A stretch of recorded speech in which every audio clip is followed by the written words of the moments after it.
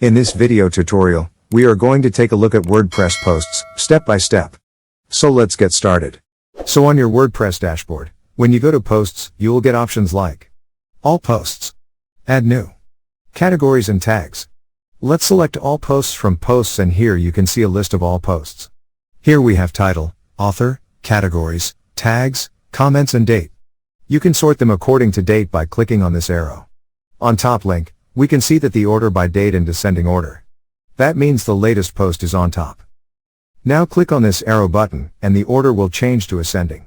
Here we have number of all posts, published, drafts. You can see draft posts are labeled with draft in the list. Last we have trash.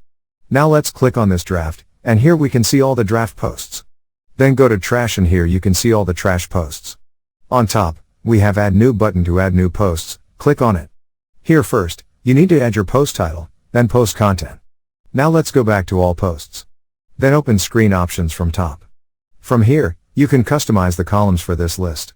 If you deselect author, it will disappear from the list. Same goes for all other options as well.